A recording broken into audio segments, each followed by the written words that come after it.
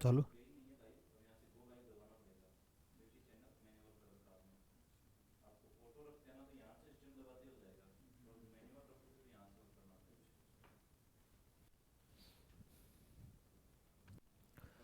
हाँ करो सर, करो। हाँ होगी।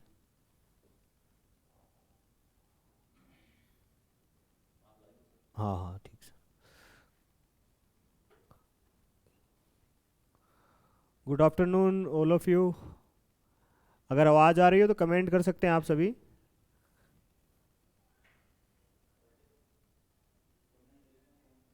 आप कमेंट कर सकते हैं साथियों, अपन लाइव हैं।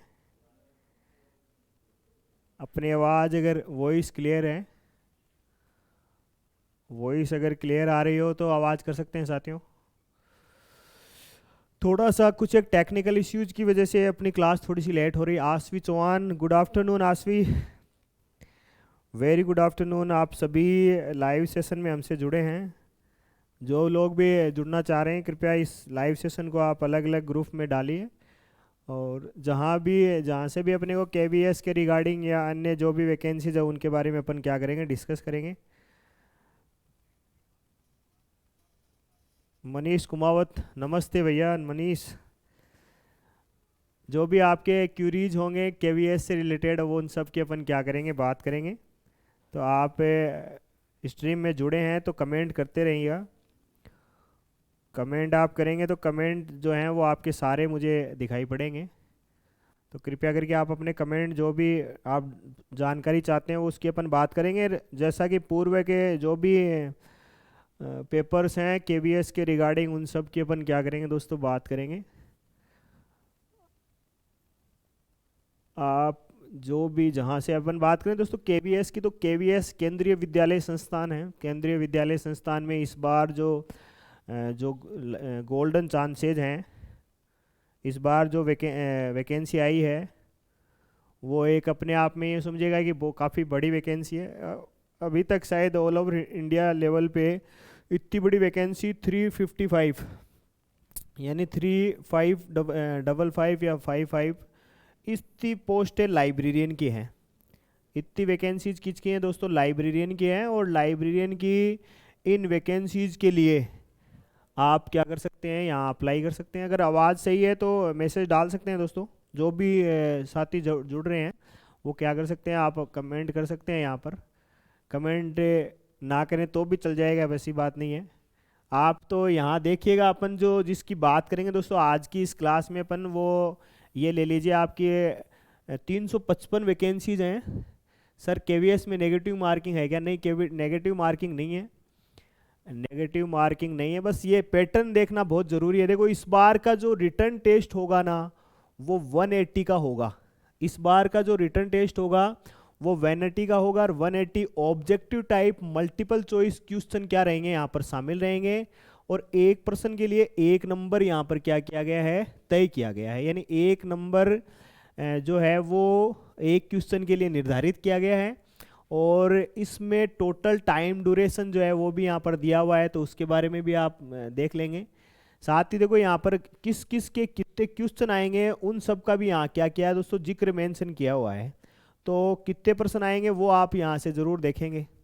देखो यहाँ पर सबसे पहला दिया गया है वो लैंग्वेज का पार्ट दिया गया है, जिसमें जनरल इंग्लिश और जनरल हिंदी, जनरल इंग्लिश और जनरल हिंदी का दिया गया है कि इसमें कितने क्वेश्चन रहेंगे।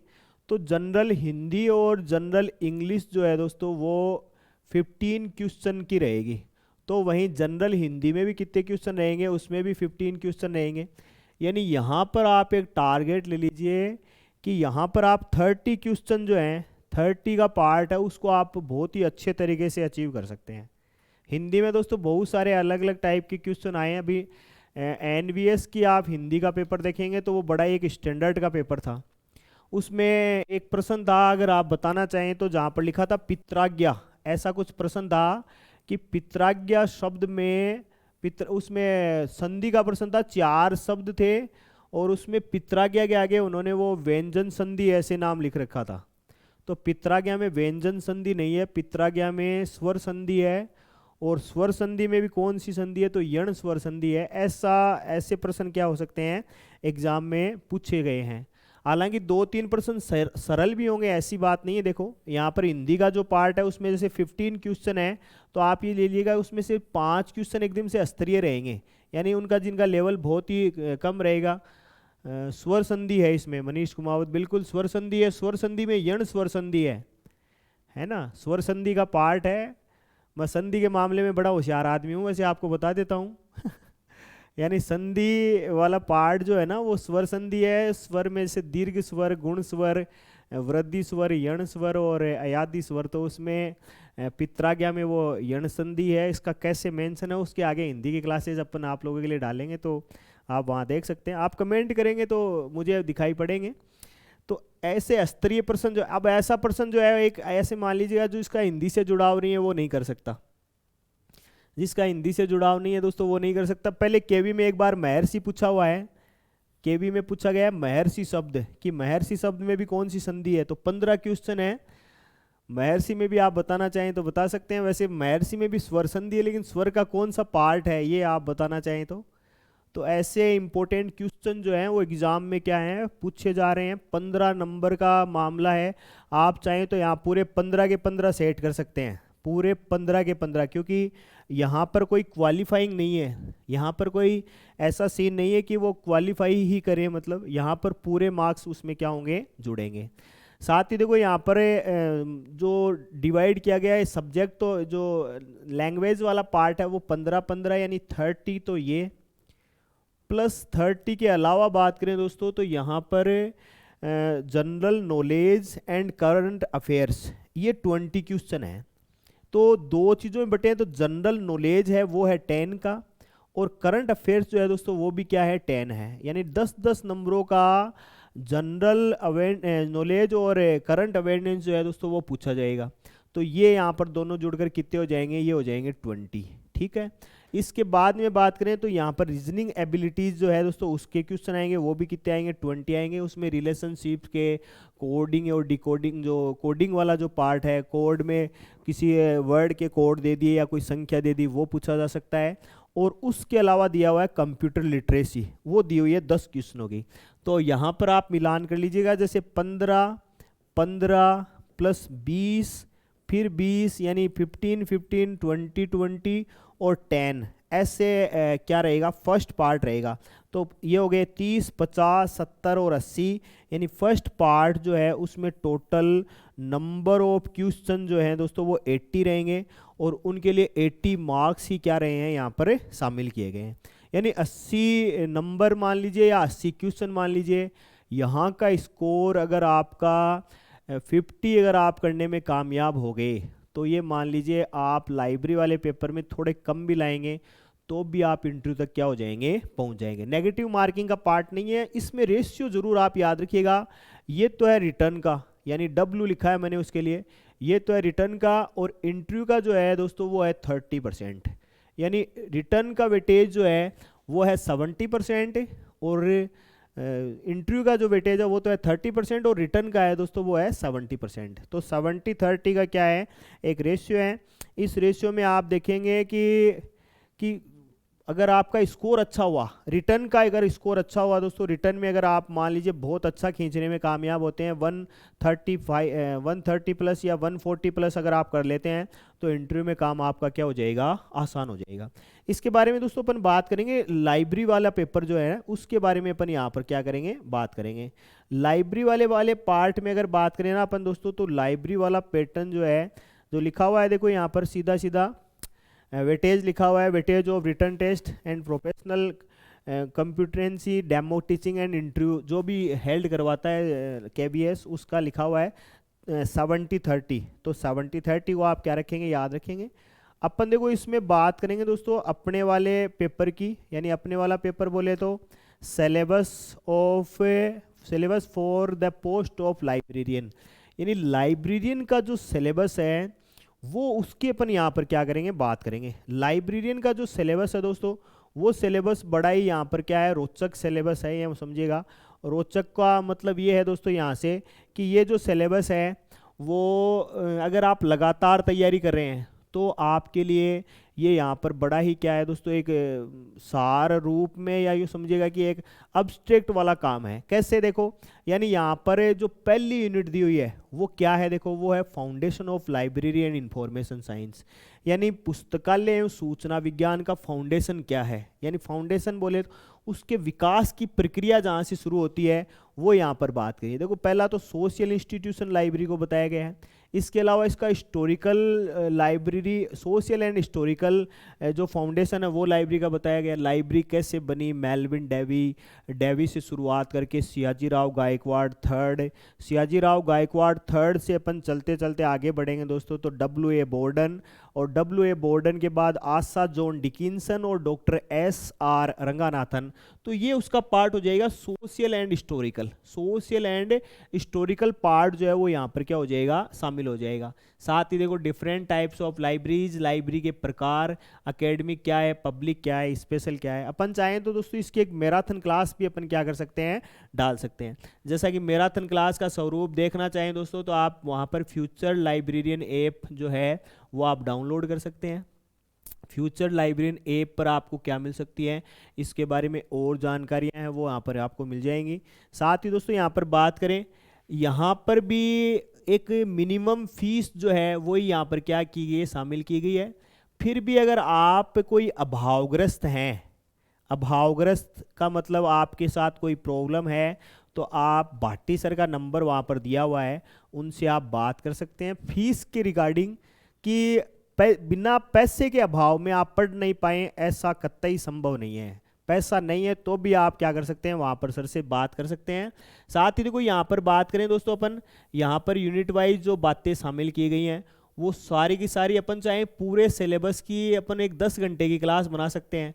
तो आपको ये जरूर ध्यान रखना है, देखो यहाँ पर रोल ऑफ यूजीसी है, यानी पहले टाइप्स हैं लाइब्रेरी के, फिर यूजीसी का रोल, उसके बाद में role of library formal and informal education, और वो भी कहाँ की भाई, शिवाजी यूनिवर्सिटी कोल्हापुर, कोल्हापुर महाराष्ट्र दोस्तों। कोल्हापुर भी विशिष्ट है, आप अगर जानते हैं तो कोल्हापुर भारत का, यानी गुलाम भारत का बोले तो परतंत्र भारत का एकमात्र ऐसा राज्य था उस समय जहां पर सार्वजनिक पुस्तकालय अधिनियम जो है, सार्वजनिक पुस्तकालय अधिनियम जो है वो क्या कर दिया गया था भाई, सर्वप्रथम गुलाम भारत में, यानी अपन अंग्रेजों के गुलाम थे ना, उन गुलाम भारत में यहाँ पर क्या कर दिया गया था, यहाँ पर सार्वजनिक पुस्तकालय अधिनियम जो है वो लागू कर दिया गया था। आप अगर जानते हैं तो कमेंट कर सकते हैं। अभी एनवीएस में एक क्वेश्चन पूछा गया दोस्तों, ऐसा ही एक प्रश्न था जो अपन ने देखा नहीं था। प्रश्न था कि एंड्रयूज लाइब्रेरी कहाँ स्थित है, ऐसा प्रश्न था। एंड्रयूज लाइब्रेरी जो है वो कहाँ स्थित है, ऐसा प्रश्न था। तो ऐसे बहुत सारे प्रश्न हैं, बहुत सारे ऐसे क्वेश्चन हैं जो आपके टच में नहीं है। अगर आप उनके बारे में जानना चाहते हैं तो बहुत सारी चीज़ें आपको इस एप्लीकेशन पे तो मिलेंगी। साथ ही साथ अपनी जो लाइव क्लासेज होंगी कुछ एक जो यूट्यूब पे अपन डालेंगे, वो भी आप यहाँ से क्या कर सकते हैं, देख सकते हैं। एप्लीकेशन में अगर आप तैयारी करना चाहते हैं तो 10 से 12 लगातार लाइव क्लासेज होती हैं, और लाइव का मतलब आप वहाँ से अपने डाउट्स जो हैं दोस्तों वो सारे के सारे आप क्या कर सकते हैं, क्लियर कर सकते हैं। बात करें दोस्तों इसके अलावा नॉर्मेटिव प्रिंसिपल्स का पार्ट है यहाँ पर, उसके बाद में 5 लॉज ऑफ लाइब्रेरी साइंस है, implications of 5 laws in library and information science, कैसे जोड़ते हैं लाइब्रेरी साइंस में वो है। छोटी छोटी चीज़ों की अगर अपन बात करें दोस्तों तो बहुत सारी चीज़ें जो हैं वो इस सिलेबस में क्या की गई हैं, शामिल की गई हैं। अगर आप इस सिलेबस को देखेंगे तो आप पाएंगे कि ये सिलेबस जो है वो ये मान लीजिएगा कि लाइब्रेरी साइंस को पढ़ने के बिहाफ से ये एक इम्पोर्टेंट सिलेबस है। और अगर ये आपने ढंग से पढ़ लिया है ना, इसकी अगर आपने ढंग से तैयारी कर ली तो आप यूजीसी नेट तक के एग्जाम को क्या कर सकते हैं, क्रैक कर सकते हैं। देखो इसमें जहां लिखा है एक तो library cooperation, resource sharing and the library network, साथ में देखो जिस यूनिट में बढ़ेंगे laws relating to libraries and information, साथ में लेजिस्लेशन है, उनकी आवश्यकता क्यों है, यानी नीड क्यों है, साथ में महाराष्ट्र पब्लिक लाइब्रेरी एक्ट है, प्रेस एंड रजिस्ट्रेशन एक्ट है, और डिलीवरी बुक ऑफ एक्ट है। देखो कहीं से प्रश्न आए या नहीं आए, डिलीवरी बुक ऑफ एक्ट से बहुत बार दोस्तों प्रश्न पूछा गया है कि डिलीवरी बुक ऑफ एक्ट कब बनता है, तो ये 1954 में बनता है। इसमें कोई संशोधन किया गया क्या, पत्र पत्रिकाओं को कब शामिल किया गया, ऐसी बहुत सारी चीज़ें इस सिलेबस में क्या है, शामिल हैं। तो आप इस सिलेबस को देखना चाहते हैं तो इस सिलेबस में बहुत सी चीज़ें हैं। ये अगर आपने पढ़ लिया, ये सिलेबस अगर आपने पढ़ लिया दोस्तों, तो आप ये मानिएगा कि लाइब्रेरी साइंस का जो भी मेथड है, लाइब्रेरी साइंस के जो भी पार्ट हैं, वो सारे पार्ट जो हैं दोस्तों वो आप क्या कर लेंगे, इसके टच में आप आ जाएंगे और इनको आप आराम से क्या कर सकते हैं, क्रैक कर सकते हैं। यानी करने का मतलब लाइब्रेरी का एक बड़ा ही सारगर्भित पार्ट जो है, जैसे फीड है, इफ्ला है, एलए है, ILA है, ALA है, आईस्लिक है, ये सारे इसमें हैं।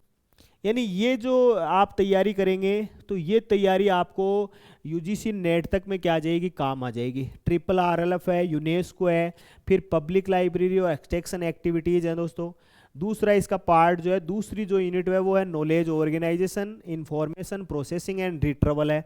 अब रिट्रीवल में देखो सबसे पहले है नॉलेज, यूनिवर्स ऑफ नॉलेज, यानी ज्ञान जगत, ज्ञान जगत की संरचना, एट्रीब्यूट्स हैं, mode of formation of subjects हैं, डिफरेंट टाइप्स ऑफ सब्जेक्ट हैं। यानी सब्जेक्ट बोले तो विषय के प्रकार, विषय भी जो 3 प्रकार का विषय है वो यहाँ पर है। बिब्लियोग्राफिक डिस्क्रिप्शन है, यानी कहने का मतलब ये जो सिलेबस है ये बड़ा ही सारगर्भित सिलेबस है।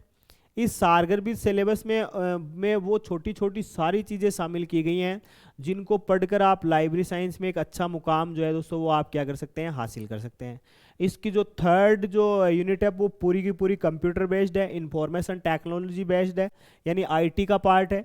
और ये IT का पार्ट देखो, इसमें इंफॉर्मेशन टेक्नोलॉजी यानी IT क्या होती है, उसकी डेफिनेशन बोले तो परिभाषा, उसके बाद में उसकी नीड, उसका स्कोप एंड ऑब्जेक्टिव, फिर कंप्यूटर का बेसिक पार्ट है, हार्डवेयर है, हार्डवेयर के बाद से पहले इसमें शामिल किया गया है।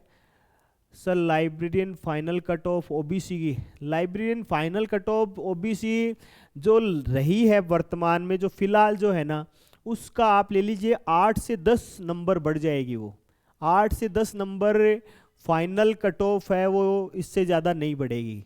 यानी 1 गुना का जो रिजल्ट है ना वो 8 से 10 नंबर बढ़ेगा भैया, 8 से 10 से ज़्यादा किसी कंडीशन में नहीं बढ़ेगा। हाँ अगर कैटेगरी में स्टूडेंट कम सेलेक्ट हुए तो वो और भी क्या हो सकते हैं, कम हो सकते हैं। साथ में देखो यहाँ कंप्यूटर का है, इंट्रोडक्शन टू कंप्यूटर है, overview of historical development of computers का पार्ट है, जनरेशन है कंप्यूटर की, इसके अलावा कंप्यूटर का क्लासिफिकेशन है। बहुत सारी छोटी छोटी चीज़ें जो है ना वो इस पार्ट में, कंप्यूटर का एक बड़ा पार्ट यहाँ पर शामिल है। और बड़ा पार्ट जो है उसको आप देखेंगे तो आप पाएंगे कि हाँ यहाँ पर लाइब्रेरियन बनने के लिए, KVS का लाइब्रेरियन बनने के लिए उसको अच्छा खासा कंप्यूटर आना बहुत ज़रूरी है। हालांकि क्वालिफिकेशन की बात करें तो उसमें कंप्यूटर की कोई क्वालिफिकेशन वहाँ पर मेंशन नहीं की गई है। यानी कंप्यूटर का कोई ऐसा सीन नहीं है उसमें कि उसमें लिखा हो कंप्यूटर में कि इतने सारी चीज़ें वहाँ से ली गई हैं। नमस्ते सर, नमस्ते भैया अनिल, बहुत देखो जो भी आप हमसे जुड़ते हैं, जो भी साथी जुड़े हैं, आप कमेंट डालिए, कमेंट डालेंगे तो आपके बारे में हम भी जान पाएंगे।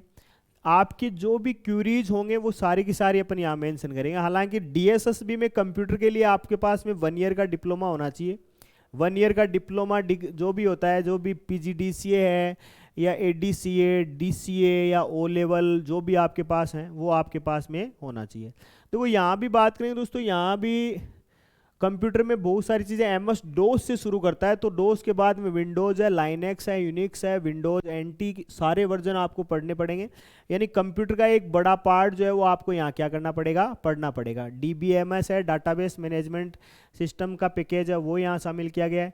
Computer application to library and information work है। हाउस कीपिंग सर्विसेज क्या होती हैं, एक आदमी सुबह उठकर शाम को तक कौन कौन से काम करता है, आप ये ले लीजिएगा, उसको हाउस कीपिंग वर्क कहते हैं। लाइब्रेरी सुबह उठकर शाम को तक क्या क्या करती है, उसको ही क्या कहते हैं भाई, हाउस कीपिंग कहते हैं। तो हाउस कीपिंग का पार्ट इसमें एक बड़ा पार्ट है। साथ ही 4th यूनिट जो दी है दोस्तों इसमें वो मैनेजमेंट की है। मैनेजमेंट में मैनेजमेंट होता क्या है, प्रबंधन होता क्या है, उसका कॉन्सेप्ट यानी अवधारणा, परिभाषा और उसका क्षेत्र, ये यहाँ पर क्या रहेंगे, शामिल रहेंगे। साथ ही देखो बात करें दोस्तों तो मैनेजमेंट स्टाइलिश एंड उसके अप्रोचेज, मैनेजमेंट के स्कूल के थॉट और ह्यूमन रिसोर्स मैनेजमेंट, ये बड़ा ही इंपॉर्टेंट पार्ट है। यहाँ से बहुत सारे क्वेश्चन जो हैं वो एग्जाम में पूछे जाने के चांसेस रहेंगे। फाइनेंशियल मैनेजमेंट है, रिसोर्स का मोबाइलाइजेशन जो है उसके बारे में है। बजट के टेक्निक्स हैं, बजट टेक्निक्स में देखो पीपीबीएस है, जीरो बेस यानी जेडबीबी है, और जेडबीबी के बाद में बजट को किस तरीके से कंट्रोल करते हैं, कोस्टिंग इफेक्टनेस क्या होता है वो भी यहाँ शामिल किया गया है। तो इस सिलेबस को अगर आप बड़े ढंग से पढ़ते हैं तो आप ये ले लीजिएगा कि आप आराम से यहाँ पर जो है दोस्तों आप कई चीज़ों की तैयारी एक साथ करने में कामयाब है। पर्ट को दिया गया है, प्रोग्राम इवोल्यूशन रिव्यू टेक्निक दी गई है। साथ ही बात करें तो यहाँ पर और SWOT को दिया गया है, SWOT स्ट्रेंथ, वीकनेस, अपॉर्चुनिटीज और थ्रेट्स क्या होते हैं ये शामिल है। TQM है, टोटल क्वालिटी मैनेजमेंट है। करने का मतलब है एक ऐसा सिलेबस है दोस्तों जो लाइब्रेरी साइंस में आप अगर नए हैं और आप इसको जीरो से लेकर एंड तक अगर पढ़ना चाहते हैं इसको, तो आप ये मान लीजिएगा कि आपके पास में एक बड़ा ही सारगर्भित और चाहे किसी भी स्टेट में, कपिल कुमार, राम राम सर जी, राम राम भैया कपिल, यानी ये मान लीजिएगा कि आप किसी भी स्टेट की लाइब्रेरियन की तैयारी करते हो, चाहे वो राजस्थान हो, चाहे कोई वो दिल्ली डीएसएसबी हो, केवीएस हो, एनवीएस हो, सब में आप क्या हो सकते हैं, कामयाब हो सकते हैं। इसमें देखो इंफॉर्मेशन सोर्सेज हैं, रेफरेंस सर्विसेज क्या होती है, डॉक्यूमेंट्री सोर्सेज, इंफॉर्मेशन प्रिंट और नॉन प्रिंट, उन सब के बारे में भी क्या है दोस्तों डिटेल से यहाँ पर बताया गया है, सिलेबस में शामिल किया गया है। यूँ मान लीजिएगा कि सारी की सारी जो यूनिट है ना, वो सारी की सारी यूनिट ये ले लीजिए कि वो पूरी की पूरी जो है दोस्तों ये एकदम से लाइब्रेरी बेस्ड है। और यहाँ पर आप पढ़ना चाहते हैं, यहाँ पर अगर आप और जानकारी चाहते हैं तो आप हमसे क्या हो सकते हैं, जुड़ सकते हैं। केवीएस का एग्ज़ाम कब तक हो सकता है, तो केवीएस का एग्ज़ाम जो है वो मार्च के पहले नहीं होगा, तो आपके पास में लगभग 3 से 4 महीने आपको मिल जाएंगे। अप्रैल में होने के चांसेस रहेंगे, और जितनी बड़ी वैकेंसी है उतनी बड़ी वैकेंसी कभी नहीं रही है। तो आप ये समझिएगा कि आप इसको ढंग से पढ़ेंगे तो आप यहाँ बहुत सारी चीज़ें जो है वो तैयार कर सकते हैं।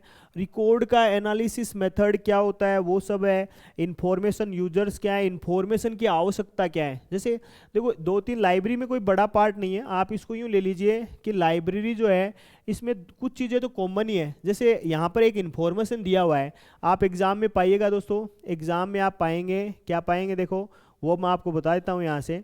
यानी एक बड़ा ही महत्वपूर्ण क्वेश्चन है, देखो एक है, पहला तो है इंफॉर्मेशन सोसाइटी, पहला तो है इंफॉर्मेशन सोसाइटी, इंफॉर्मेशन सोसाइटी। दूसरे की बात करें दोस्तों तो दूसरा है वो है इंफॉर्मेशन लिटरेसी, वो है क्या भाई, वो है इंफॉर्मेशन लिटरेसी, वो है क्या, इंफॉर्मेशन लिटरेसी। और बात करें दोस्तों तो एक है इंफॉर्मेशन रिट्रवल, एक है वो क्या है भाई, वो है इंफॉर्मेशन रिट्रवल यानी सूचना पुनर्प्राप्ति, इंफॉर्मेशन रिट्रवल। और एक और बात करें दोस्तों तो वो है इंफॉर्मेशन ट्रांसफ़र, वो है क्या भाई, इंफॉर्मेशन ट्रांसफ़र, इंफॉर्मेशन ट्रांसफ़र। ऐसे ये क्या है दोस्तों, 4 हैं, आप किसी भी एग्ज़ाम में देख लीजिएगा, ये इनमें से एक एग्ज़ाम में पूछा जा सकता है, इनमें से एक जो है वो हर एग्ज़ाम में पूछा गया है कि इनका जनक कौन है। ये जो जहाँ लिखा रहेगा क्या दोस्तों, इंफॉर्मेशन सोसाइटी, वहाँ तो आप याद लिख लीजिएगा जे मार्टिन, वहाँ तो आप याद रख लीजिएगा जे मार्टिन।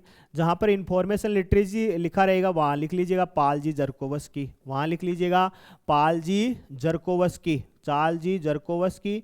यानी एक जो क्वेश्चन है वो यहाँ से पक्का आ जाएगा। ये दोनों प्रश्न है ऊपर वाले, पाल जी जरकोवस्की और जे मार्टिन, ये दोनों प्रश्न अभी एनवीएस में पूछे गए हैं दोस्तों, ये दोनों क्या है, एनवीएस में पूछे गए हैं। अगर आप इंफॉर्मेशन रिट्रीवल और इंफॉर्मेशन ट्रांसफ़र को जानते हैं, कोलविन मूर्स किसके साथ जुड़ा हुआ है और बिजमेन किसके साथ जुड़ा हुआ है, तो आप हमें कमेंट कर सकते हैं। आप जब भी वीडियो देखें, वीडियो देखते समय आप हमें क्या कर सकते हैं, कमेंट कर सकते हैं कि कोलविन मूर्स तो किसके साथ जुड़ा हुआ है, और कोलविन मूर्स के अलावा ये जो दूसरा अपन ने बात किया था बिजमेन जो है वो किसके साथ जुड़ा हुआ है, तो वो आप कमेंट कर सकते हैं। यहाँ कोई बड़ी बला नहीं है, देखो यहाँ 2-3 चीज़ें आप जैसे एक एग्जाम में प्रश्न आए हैं, देखो पहला सब तो है इन्फॉर्मेट्रिक्स, एक तो है इन्फॉर्मेटिक, एक तो है इन्फॉर्मेटिक, एक हो गया है, आप गिन लेना 5 लिखूंगा लगभग। दूसरा बात करें तो दूसरा जो है दोस्तों वो है इन्फॉर्मेट्रिक्स, वो है क्या भाई, इन्फॉर्मेट्रिक्स, ठीक है। तीसरे की बात करें दोस्तों तो तीसरा जो है वो है बिब्लियोग्राफी, तीसरा जो है वो है क्या भाई, बिब्लियोग्राफी, बिब्लियोग्राफी। और चौथा जो है दोस्तों वो है क्या, बिब्लियोमेट्रिक्स, वो है क्या, चौथा जो है दोस्तों वो है क्या, बिब्लियोमेट्रिक्स, वो क्या है भाई, बिब्लियोमेट्रिक्स, बिब्लियोग्राफी और ये है बिब्लियोमेट्रिक्स। चार। और पांचवे की बात करें दोस्तों तो ये है लिब्रामेट्रिक्स, लिब्रामेट्री, लिब्रामेट्री, या फिर इसका दूसरा नाम याद रखो तो सोशियोमेट्री। तो क्या है भाई, सोशियोमेट्री, सोशियोमेट्री। पांच हैं और पांच में से एक पक्का प्रश्न आ जाएगा। इन्फॉर्मेटिक का तो आप याद रख लीजिएगा, मिखाइलो, ये ग्रेड 3 में पहले आया हुआ है, मिखाइलो, मिखाइलो। और इस इन्फॉर्मेट्रिक्स की बात करें तो वो है दोस्तों ओटोनेक, वो है कौन है, वो है ओटोनेक, वो है कौन भाई, ओटोनेक। अब ओटोनेक का प्रश्न नेट में पूछा गया है कि इन्फॉर्मेट्रिक्स को कौन सा पुस्तकालय संघ जो है वो इसको बढ़ाने का काम करता है, आप जानते हैं तो कमेंट कर सकते हैं। बिब्लियोग्राफी में बात करें दोस्तों कोनार्ड गेसनर, कौन भाई, कोनार्ड गेसनर या कोनार्ड जेसनर, बात क्या है दोस्तों एक ही है, तो वो आप याद रख सकते हैं। वहीं बिब्लियोमेट्रिक्स की बात करें तो बिब्लियोमेट्रिक्स में नाम आ जाएगा एलन प्रिचार्ड का, बिब्लियोमेट्रिक्स में नाम आ जाएगा किसका भाई, एलन प्रिचार्ड का। और यहाँ जो लिब्रामेट्री है वहाँ आ जाएंगे कौन भाई, डॉक्टर SR रंगनाथन जो है वो यहाँ शामिल हो जाएंगे। दोस्तों बहुत सारी चीज़ें हैं, देखो एक होता है ये सब बातें लिखी लिखाई बोर्ड पे आए, लिखी लिखाई आए, मैं पढ़ दूंगा इनको कि इन्फॉर्मेट्रिक्स का मिखाइलो है, इन्फॉर्मेट्रिक्स में ओटोनेक है, इन्फॉर्मेटिक में मिखाइलो है, इन्फॉर्मेट्रिक्स में ओटोनेक है, बिब्लियोग्राफी में कोनार्ड गेसनर है। एक यहाँ पुस्तक है स्टैटिकल बिब्लियोग्राफी, तो एक तो वो बोर्ड पे लिखा रहेगा तो मैं पढ़ूंगा, और एक वो जो मेरे दिमाग में मैं उससे मैं छापूंगा तो आपको पता रहेगा कि हाँ गुरुजी को इतना कुछ याद है। तो याद रहने वाला मेथड जो है वो हर किसी के पास में नहीं होता है। देखो इनकी आप इनकी PPT बनाओ, जैसा ये सिलेबस जो बोर्ड पे था उसको जैसे मैंने पढ़ा वैसे बहुत सी चीज़ें अपन यहाँ पढ़ भी सकते हैं। तो कहने का मतलब यहाँ अपने दिमाग में होना चाहिए कि बिब्लियोमेट्रिक्स एलन प्रिचार्ड ने बनाया, तो वहीं बिब्लियोमेट्रिक शब्द की अवधारणा देने वाला एक बड़ा सा नाम है, ऐसे जैकब लुइस CD चार्ल्स जो नाम पूरा सा दिया हुआ है, उसका पूरा नाम क्या है मैंने आगे पीछे करके बोला है। तो कहने का मतलब वो छपे छपाए हैं, तो छपे छपाए को तो आप भी पढ़ सकते हैं, हाँ वो तब होंगे जब आपके खुद के क्या होंगे, दिमाग में होंगे। ऐसा लिखा अपने लिब्रामेट्रिक सोशियोमेट्री दोनों इक्विवेलेंट है, गणना मिति या ग्रंथ मिति या ग्रंथ मापन, ये इनके सब के नाम हैं। और यहाँ पर डॉक्टर SR रंगनाथन का नाम आएगा, वो भी कौन से सन में आएगा, तो 1948 में आएगा। ऐसा आपके खुद के दिमाग में से होना चाहिए। तो अपन देखो कहते हैं ना कि वो एक बड़ी वो बला नहीं है कि वो आजकल एक मेथड चला हुआ है कि वो कि ये चीज़ें ज़्यादा सारगर्भित होती हैं, पूरा कंटेंट जो है वो आपको PDF में मिल जाएगा। PDF का कंटेंट आपके दिमाग में होना चाहिए। हालांकि कहते हैं ना कि सारी चीज़ें एक साथ करनी पड़ती हैं, तो जैसा ज़माने के साथ जो होता है वो चलना पड़ता है। तो PDF आपको वहाँ पर फ्यूचर लाइब्रेरी ऐप में भी अवेलेबल हो जाएंगी। बिजमेन टू इंफॉर्मेशन ट्रांसफ़र, शाबाश भाई, बिजमेन जो है वो इंफॉर्मेशन ट्रांसफ़र का है, मतलब जनक है। तो इंफॉर्मेशन रिट्रीवल का और बता दीजिएगा सर, ये सिलेबस कितने मंथ में कवर हो सकता है। ये सिलेबस जो है वो कंप्लीट आप ये मानिएगा अगर हमारे साथ लाइव सेशन में आप जुड़ते हैं तो 2 से 2.5 महीने में कंप्लीट हो जाएगा। रिट्रीवल में कॉल्विन मूर्स आएगा, शाबाश भाई मनीष के दोनों ही जवाब सही हैं कि कॉल्विन मूर्स आ जाएगा रिट्रीवल में, यानी सूचना पुनर्प्राप्ति में। और सूचना जो स्थानांतरण है उसमें कौन आ जाएगा, बिजमेन आ जाएगा। इनके सन भी तलाश करना मनीष, ये सन अगर तुम तलाश करने में कामयाब हो गए तो 4 में से 2 हर एग्जाम में आ रहे हैं। किसी भी चीज़ का पेपर उठा के देख लेना, एक UGC नेट का 2021 का पेपर है या 20 का, मेरे को कंफर्म तो पता नहीं है, उसमें इन ये चारों हैं, उन 4 में से 3 प्रश्न आए हुए हैं एग्जाम में। तो 3 प्रश्नों का आना भी अपने आप में बड़ी बात है। आप सब सृष्टि सपना है, आप 2 से 2.5 महीने में हमारे साथ जुड़ती हैं तो कंप्लीट कोर्स यहाँ पर आपको अवेलेबल मिलेगा। और ये मानिएगा कि लाइव सेशन मिलेगा जहाँ भी आपको जो भी जिज्ञासाएं होंगी वो उनका यहाँ समाधान होगा। मेरे साथ में आपको भाटी सर की क्लास मिलेगी। अब आपको करने को बहुत सारी बातें आएंगी। फिलहाल PhD इनरोल्ड हैं और यूँ समझिएगा कि सेलेक्ट भी हैं 2-3 जगह, लेकिन कहाँ जो आगे जो सीन होगा उसमें तो समय ही बता पाएगा। होता ना ऐसे कि आप पढ़ें उनसे ही जो सेलेक्ट हैं, फलान है डिकड़ है, तो सिलेक्शन लाइब्रेरियन ग्रेड 3 राजस्थान में ही नहीं होता है। सिलेक्शन दोस्तों DSSB में भी होते हैं, सिलेक्शन जो है वो DSSB में भी होते हैं, साथ में KVS में भी होते हैं, या अन्य जो भी एग्ज़ाम है, अन्य जो भी एग्ज़ाम जैसे एनवीएस है वहाँ भी सिलेक्शन है। यूनिवर्सिटी लेवल में आप जहाँ भी जाएंगे, यूनिवर्सिटीज़ लेवल में आप जहाँ भी जाएंगे वहाँ भी बहुत सारा स्कोप जो है वो एज ए लाइब्रेरियन आपके लिए क्या रहता है, अवेलेबल रहता है। तो कोशिश कीजिए कि आप लगातार जुड़े और लगातार अपने जो बोलते हैं ना एवरेज जो आपकी परफॉर्मेंस है वो क्या होनी चाहिए, अच्छी होनी चाहिए। अगर आप लगातार अच्छा स्कोर करते हैं, लगातार अपने आप को कंपटीशन के अकॉर्डिंग बना के रखते हैं, तो एक टाइम आएगा, उस टाइम आप भी एक अच्छा और बड़ा ही प्रयास जो है वो आप कर पाएंगे दोस्तों। तो कहने का मतलब यही है कि आप लगातार जुड़िए, जहाँ भी हमारी आवश्यकता होगी वहाँ पर हम आपको अवेलेबल मिलेंगे, और जो भी आपकी क्यूरीज होंगे वो आप हमें कमेंट के माध्यम से क्या कर सकते हैं, बता सकते हैं। कोर्स कवर जो है वो जैसा मैंने कहा मेरी क्लासेज हैं, साथ में भाटी सर की क्लासेज हैं। खूब सारे टेस्ट आपको यहाँ पर मिल जाएंगे। टेस्ट सीरीज जो है वो आपको कोर्स के साथ में फ्री ऑफ कॉस्ट अवेलेबल हो जाएगी, और पीडीएफ कंटेंट आपको अवेलेबल है। यानी एक अच्छा और एक ऑथेंटिक स्टडी मटेरियल जो लाइब्रेरी एंड इंफॉर्मेशन साइंस में अवेलेबल होना चाहिए वो आपके लिए यहाँ पर तैयार मिलेगा। तो आज की क्लासेज में दोस्तों अपन इतनी बात करेंगे। आज का जो लाइव सेशन है वो अपन यहीं एंड करेंगे। आप कमेंट कर सकते हैं, आपको हमारा लाइव सेशन अच्छा लगा हो तो आप कमेंट डाल सकते हैं। इसको लाइव सेशन को आप अन्य जो भी व्हाट्सएप ग्रुप है या अन्य कोई टेलीग्राम ग्रुप है वहाँ भी आप क्या कर सकते हैं, शेयर कर सकते हैं। आपकी कोई और क्वेरीज हो तो वो आप हमसे जानना चाहें तो वो भी आप यहाँ पर हमसे बातचीत कर सकते हैं। कमेंट डालेंगे, सभी कमेंट्स के जवाब मिलेंगे आपको, जो भी बातें होंगी उन सब के आपको यहाँ पर क्या मिलेंगे, रिप्लाईज मिलेंगे। तो दोबारा मिलेंगे, तब तक के लिए यूँ ही हंसते रहिए और अपने दुश्मनों को जलाते रहिए दोस्तों। शुभकामनाओं के साथ, जय हिंद।